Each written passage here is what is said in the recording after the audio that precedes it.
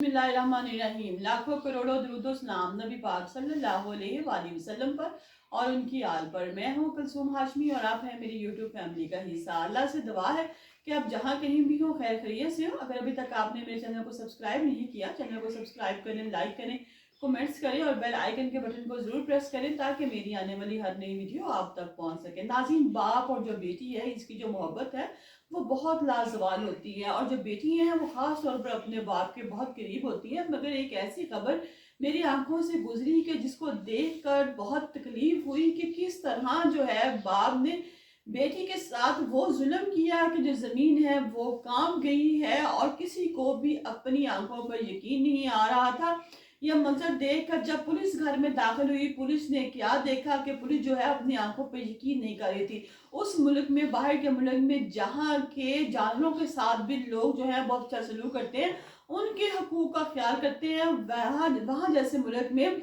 एक बाप अपनी बेटी के साथ ये क्या कर चुका है और क्या कर रहा है, इसके बारे में जो तफसील है वो अपने इस ब्लॉग में मैं आपके साथ शेयर करूंगी। लिहाजा शुरू से अंत तक आप इस ब्लॉग में मेरे साथ रहिएगा।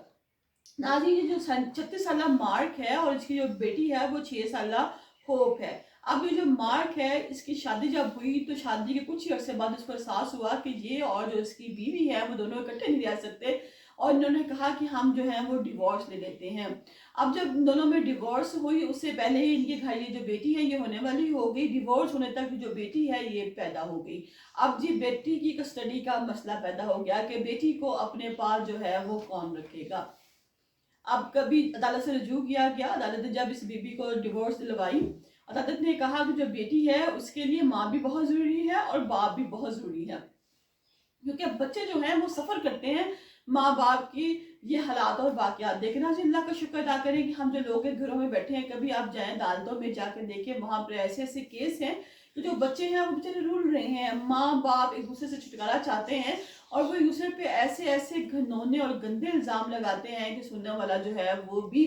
बड़ा परेशान हो जाता है। और अल्लाह का लाख लाख शुक्र अदा करता है कि जो हमारे घरों में ऐसी किसी भी किस्म की सिचुएशन नहीं है। अब जब जज जो है वो ये देखता है तो वो कहता है कि मैं ऐसा करता हूँ कि जो बच्ची है वो 5 दिन जो है अपनी माँ के पास रहेगी और वीकेंड के 2 दिन जो है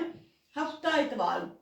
ये अपने बाप के पास रहेगी, ताकि इसका जो बाप है वो भी किसी किस्म का इतराज ना करे। तो अच्छा, जो प्रोग्राम तय हुआ उसके मुताबिक जो है बच्ची वो 5 दिन अपनी माँ के पास रहने लग पड़ी और 2 दिन अपने बाप के पास रहने लग पड़ी। इसी तरह वक्त गुजरता रहा। अभी जो बच्ची है इसने एक छोटी सी बिल्ली पाल रखी थी और जब भी अपने बाप के घर आती अपनी माँ के पास जाती तो अपनी बिल्ली को अपने साथ ही रखती और इस बच्ची की रूटीन थी कि ये रोज रात को अपनी बिल्ली को वॉक करवाने के लिए बाहर लेके आती थी। अब जब ये अपने बाप के पास रहने के लिए आई तो अब इसकी माँ इसको वापसी के लिए कॉल कर रही है कि तुम वापस आ जाओ, लेकिन घर में कोई भी कॉल जो है वो रिसीव नहीं कर रहा। हमसाए हैं उन्हें कॉल की गई, उन्होंने भी कहा कि हमने तो बच्ची को देखा ही नहीं है, ना ही हमने उसके बाप मार्क को देखा है।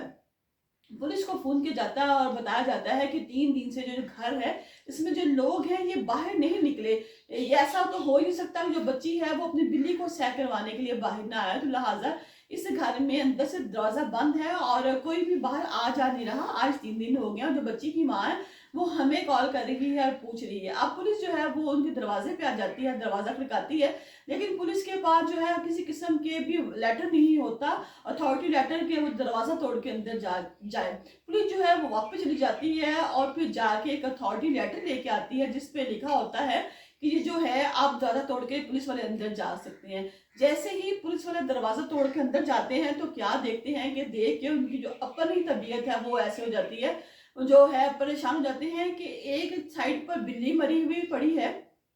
दूसरी साइड पर बच्ची है, बच्ची की सर के दरमियान में किसी ने रख कर जो है मेन पॉइंट है वहां पर गोली मार दी है और साथ ही 37 साल जो है मार्क जो है वो भी मौत के घाट उतरा पड़ा है, वो भी मरा पड़ा है। अब पुलिस बड़ी परेशान है, तमाम तरह इन्वेस्टिगेशन होती है, देखती है कोई बाहर से अंदर तो नहीं आया, अंदर से कोई बाहर गया हो, किसी किस्म का कोई क्लू मिला हो, लेकिन किसी किस्म का कोई भी क्लू नहीं मिलता। तो पुलिस इस नतीजे पे पहुंचती है कि जो मार्क है इसने जो है पहले अपनी बेटी को मारा और फिर बाद में खुद भी मौत के घाट जो है वो उतर गया। उसने अपनी डायरी थी, डायरी में उसने क्या लिखा था, डायरी में उसने लिखा था कि जो मेरी बेटी है 5 दिन अपनी माँ के पास रहती है, 2 दिन मेरे पास रहती है, मुझसे ये बर्दाश्त नहीं होता कि मेरी बेटी है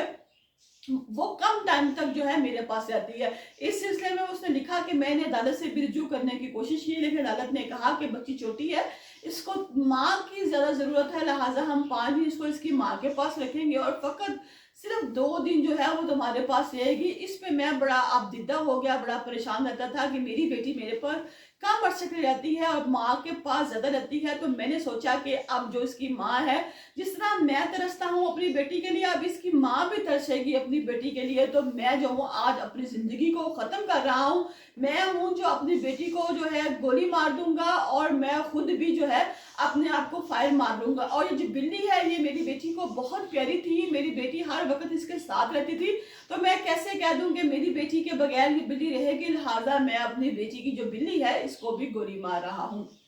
पुलिस आती है, पुलिस जब जो है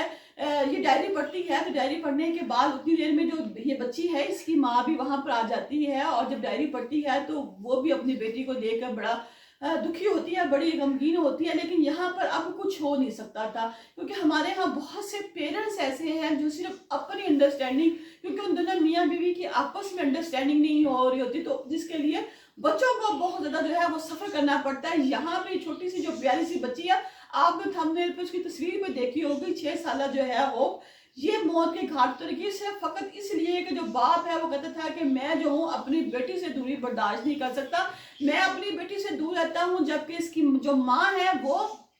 अपनी बेटी के पास रहती है। नाज़रीन, हमारी क्या, हम सब की ये सोच होनी चाहिए और हम सबको ये कोशिश करनी चाहिए कि जब हमारी औलाद हो जाती है तो हमें छोटे मोटे जितने भी इख्तलाफात हैं सबको बुलाकर कंप्रोमाइज की तरफ आना चाहिए। झगड़े किसी घर में नहीं होते, झगड़े हर जगह होते हैं, हर बात पर झगड़े होते हैं, लेकिन झगड़ों को इतनी अहमियत नहीं देनी चाहिए कि बात जो है वो यहाँ तक पहुंचे। यहाँ पर तो मियाँ बीवी जो एक दूसरे को खोते हैं, मियाँ को और बीवी मिल जाती है, बीवी को और हस्बैंड मिल जाता है, लेकिन जो मेन पॉइंट है औलाद, ये औलाद जो है ये आपकी बाज़-औक़ात बहुत ज़्यादा सफ़र करती है, बहुत ज़्यादा मुश्किलात बर्दाश्त करती है। अभी पिछले दिनों में सहरा शरीफ का केस भी मैंने आप लोगों के साथ शेयर किया। मेरा एक ब्लॉग है जिसमें ये जो बच्ची है बड़ी खूबसूरत और बड़ी प्यारी बच्ची है, बाप माँ मर जाती है कि तलाक ले लेती है, उसके बाद जो है आदमी दूसरी शादी कर लेता है, तो वो दूसरी औरत और ये जो मर्द है इसका सगा बाप दोनों इस बच्ची का वो हाल करते हैं, इसको मारते हैं। मारने के बाद पाकिस्तान भाग आते हैं, लेकिन यूके की जो पुलिस है इन दोनों को फिर भी नहीं छोड़ती, इन दोनों को पकड़ती है